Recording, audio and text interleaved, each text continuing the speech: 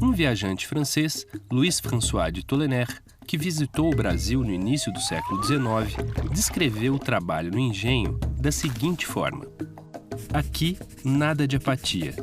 Tudo é trabalho, atividade.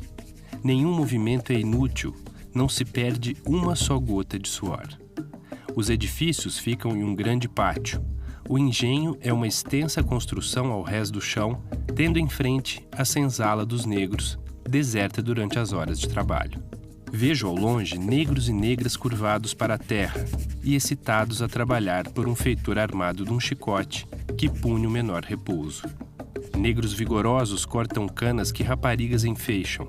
Os carros atrelados de 4 bois vão e vêm dos canaviais ao engenho. Outros carros chegam da mata carregados de lenha para as fornalhas. Tudo é movimento. O engenho está sobre um terraço. Cavalos, estimulados pelos gritos de moleques, fazem-no girar. Raparigas negras empurram a cana para o cilindro da moenda. Alguns negros descarregam as canas e as colocam ao alcance das mulheres. Outros as transportam em grandes cestos e espalham no terreiro o bagaço inútil da cana, que não é usado como combustível. O edifício da moenda contém igualmente a importante dependência das caldeiras, onde é cozido o caldo de que se forma o açúcar. O mestre de açúcar é um homem livre que tem às suas ordens negros que agitam o mel com grandes colheres.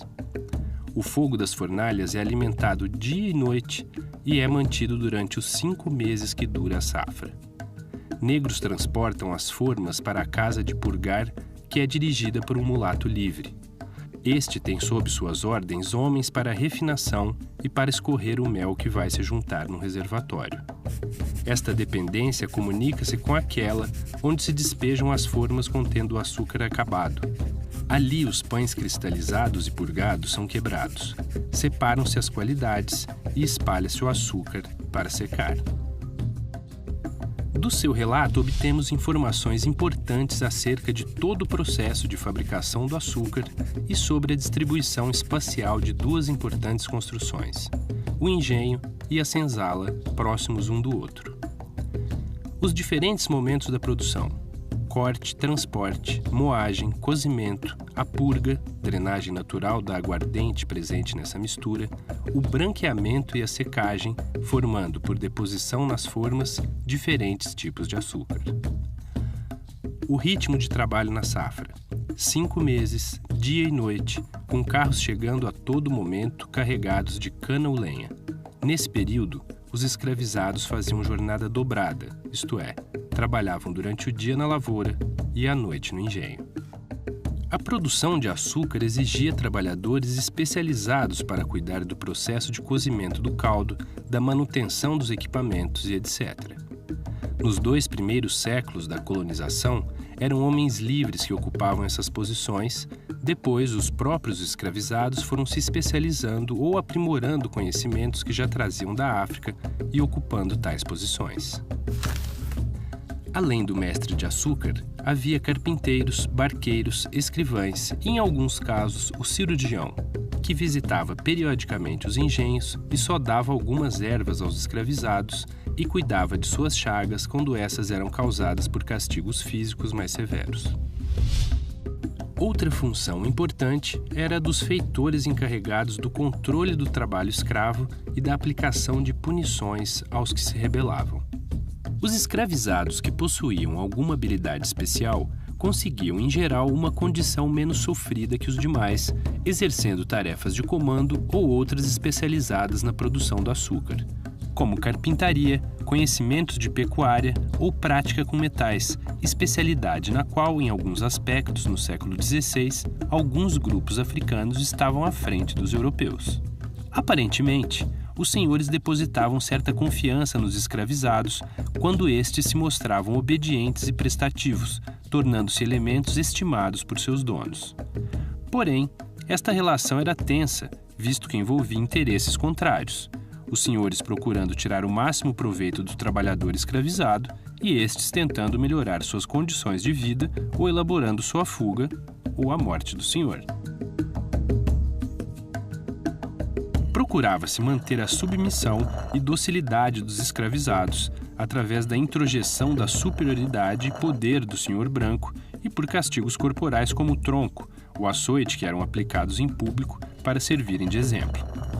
Para o trabalho na casa grande, a preferência recaía sobre os mulatos. Quanto aos demais, os crioulos, escravizados nascidos no Brasil, levavam pequena vantagem na execução dos serviços domésticos em relação aos africanos. As mucamas, que ajudavam as sinhás em tudo, desde pentear os cabelos ao banho e a troca de roupas como confidente e conselheira sentimental, e as amas de leite, que cuidariam dos filhos do senhor, amamentando, ninando, contando histórias, eram escolhidas entre as mais bonitas e mais fortes da senzala. As relações entre os escravizados possuíam elementos de tensão e solidariedade. O convívio de escravizados originários de nações africanas diferentes e às vezes rivais, e as possibilidades de obter trabalhos mais amenos acirravam a competição entre eles. Estes aspectos dificultavam a organização de fugas coletivas. Por outro lado, a construção de laços de solidariedade entre os escravizados possibilitaram, inúmeras vezes, o resgate de tradições africanas e a construção de novas relações. As tentativas dos escravizados recuperarem sua condição humana e livrar-se dos sofrimentos a que se viam submetidos não se faziam apenas tentando conquistar a confiança do senhor ou construindo espaços de solidariedade com os demais escravizados. Os suicídios, os assassinatos de feitores e senhores e as fugas eram algumas das medidas extremas para livrar-se de situações de brutalidade no trabalho, de castigos sofridos ou da privação da expressão de seus sentimentos, de suas danças, músicas, religião e etc. Os fugitivos nem sempre se distanciavam das fazendas, retornando às escondidas para matar a fome nas senzalas, contando com a solidariedade de seus antigos companheiros.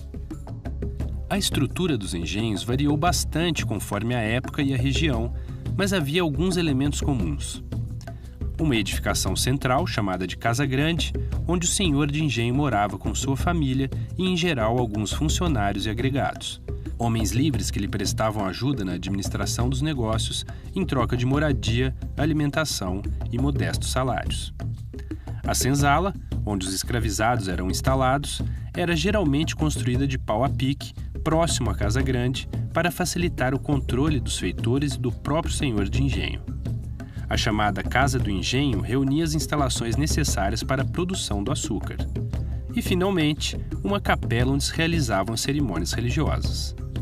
Mas, como revelam as imagens produzidas por inúmeros pintores, entre os séculos XVI e XIX, havia uma imensa variação do tipo de arquitetura e no modo como se organizava o espaço. Além disso, o tamanho e o luxo da sede do engenho variava conforme o desejo do senhor de engenho em demonstrar ostensivamente sua riqueza e seu poder. No engenho, afinal, ele era o senhor absoluto das atividades e tarefas, dos negócios e dos escravos e mesmo na vida doméstica. Em princípio, nada acontecia sem o consentimento do senhor de engenho.